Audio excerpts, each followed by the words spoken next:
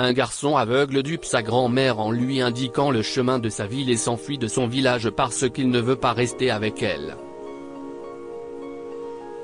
Malheureusement, la vieille dame née n'a aucune idée jusqu'au lendemain, lorsqu'elle constate sa disparition.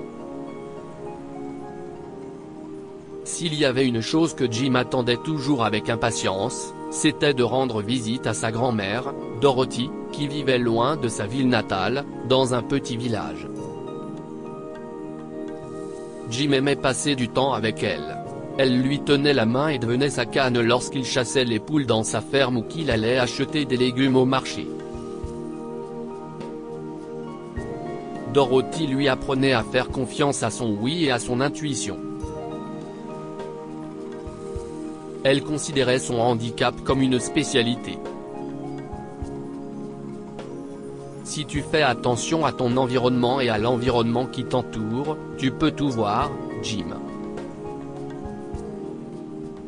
Et si est ce qui te rend spécial.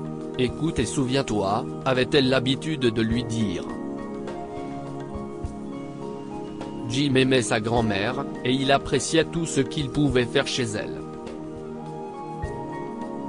Mais cette fois, Jim était contrarié. Sois un bon garçon pour mamie Dorothy, Jim, dit son père en sortant de la voiture.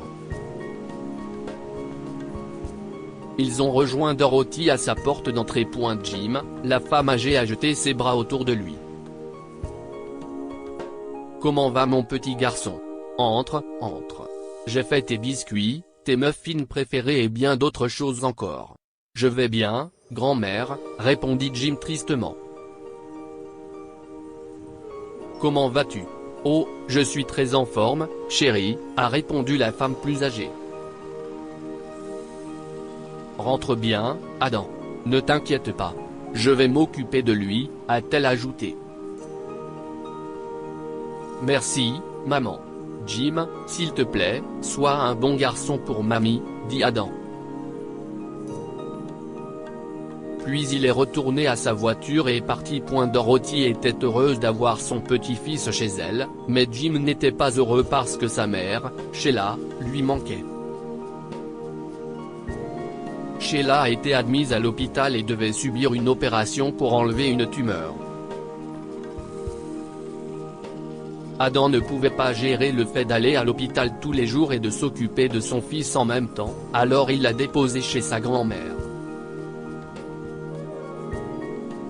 Malheureusement, cela n'a pas plu à Jim. Maman était là pour moi quand j'étais malade, papa. Tu es méchant. Tu m'envoies loin, se plaint-il à son père. Jim, lui avait dit Adam. Je dois être là pour ta mère et m'assurer qu'elle a de l'aide quand elle en a besoin.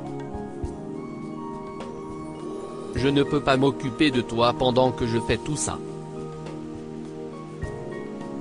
Maman va s'en sortir. Ne t'inquiète pas. Ainsi que la valise de Jim a été faite, et qu'il a été déposé chez sa grand-mère. Jim détestait ça. Ce qu'il voulait, c'était être là pour sa mère et lui tenir la main comme elle le faisait quand il était malade. Mais comment pourrait-il faire ça maintenant? Il était coincé dans le village de sa grand-mère. Jim, tu vas bien, chérie? Demanda Dorothy, remarquant qu'il semblait contrarié. Maman me manque, grand-mère, admit Jim avec tristesse. Je voulais rester avec elle à l'hôpital. Elle ira très bien, chérie. Prie pour elle, dit Dorothy. Ne nous inquiétons pas trop, d'accord? Jim a hoché la tête, mais il n'allait pas bien. Il voulait retourner chez lui, et il devait trouver le chemin. Mais comment faire? Il avait besoin de sa canne et de Dorothy pour le guider partout. Le garçon était loin de se douter qu'il aurait bientôt sa chance. Un jour, Dorothy a promis à Jim qu'elle lui ferait visiter le village. Il avait été au village de nombreuses fois, mais n'avait pas été dans les collines et la forêt. Et les animaux dangereux, grand-mère? Demanda Jim, effrayé. Je ne veux pas aller dans la forêt. Dorothy éclata de rire. Oh, Jim, ce n'est pas une forêt dense, et les seuls animaux qui s'y trouvent sont des ratons laveurs. Il y a une route qui traverse les montagnes jusqu'à la forêt, puis jusqu'à la route qui mène à la ville.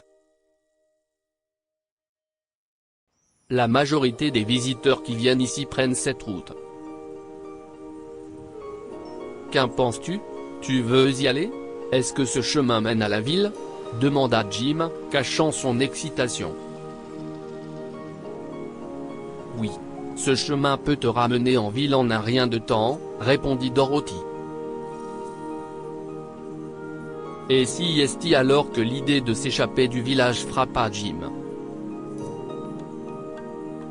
Lorsqu'ils quittèrent la maison le lendemain, Jim ne cessa de demander des instructions à Dorothy, et il mémorisait tout de l'environnement, les vents magnifiques qui embrassaient ses joues douces et ébouriffaient ses cheveux alors qu'il s'approchait des montagnes, le parfum délicieux du lac voisin, le bruit écrasant des feuilles sous ses bottes lorsqu'il arrivait dans la forêt, et, enfin, le klaxon des véhicules alors qu'il approchait de la route qui les mènerait à la ville.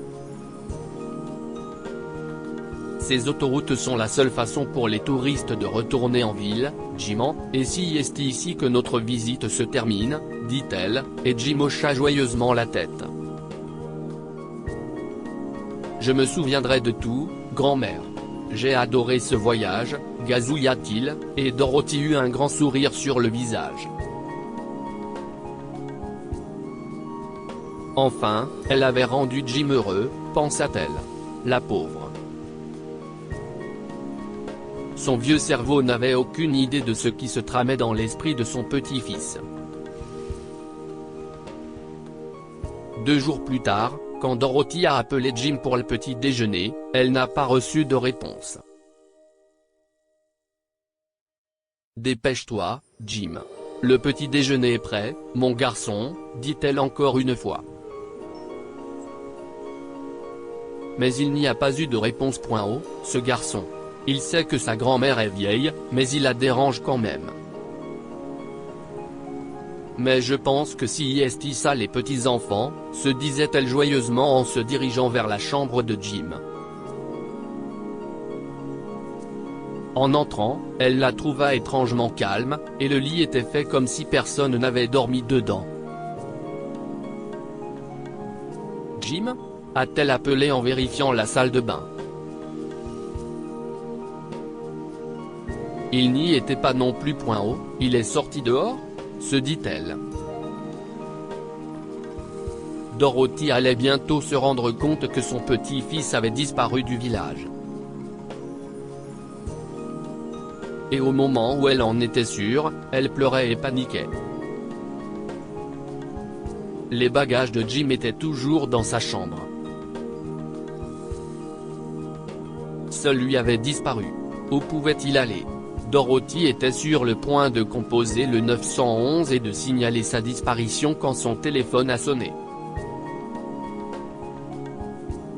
C'était Adam. Le cœur de Dorothy s'est effondré en pensant à ce qu'elle allait lui dire et à la façon dont elle allait expliquer la disparition de Jim. Adam, je suis désolé, Dorothy a éclaté en sanglots lors de l'appel. Je ne pouvais pas m'occuper de Jim. Il a disparu, dit-elle. Puis elle a entendu la voix désespérée d'Adam à l'autre bout de la ligne. Maman, écoute-moi, a-t-il commencé, mais Dorothy l'a coupé. Je faisais des crêpes.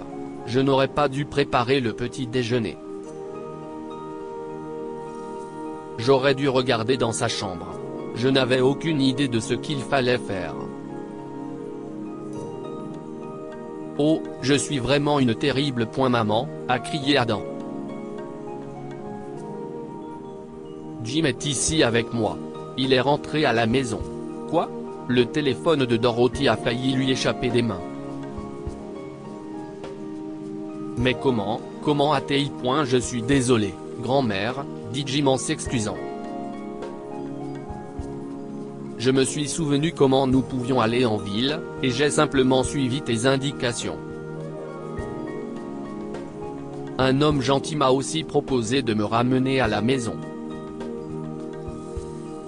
Oh, Jim, Dorothy a fondu en larmes. Comment as-tu pu faire ça? Dorothy était heureuse que son petit-fils soit en sécurité. Mais elle était aussi en colère que Jim se soit enfui comme ça.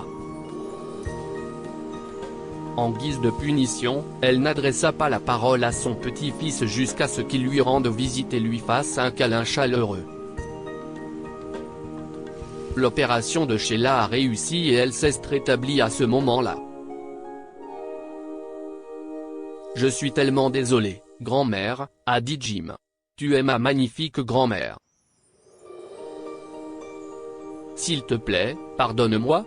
Retourne dans ta ville, dit-elle en colère.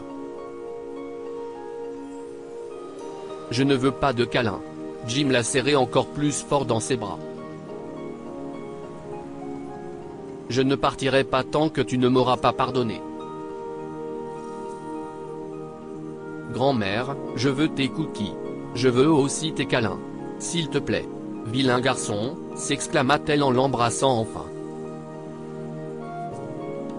Promets-moi que tu ne feras plus jamais ça. Sinon, je ne te parlerai plus jamais. Jim l'embrassa sur la joue. Je suis encore une fois désolé, grand-mère. Je te promets que je ne le ferai plus jamais. Que pouvons-nous apprendre de cette histoire? Les enfants sont parfois trop intelligents, et il est difficile de les rattraper. En écoutant simplement les instructions de Dorothy, Jim est rentré chez lui en toute sécurité, et la vieille dame n'a pas eu la moindre idée. Les grands-parents ne peuvent pas rester longtemps en colère contre leurs petits-enfants. Le cœur de Dorothy a fondu lorsque Jim l'a serré dans ses bras et qu'elle lui a pardonné. Lire aussi, une pauvre femme s'émeut en rencontrant un garçon aveugle sans abri qui ressemble comme deux gouttes d'eau à son fils. Histoire du jour. Abonnez-vous à Amomama sur Google News.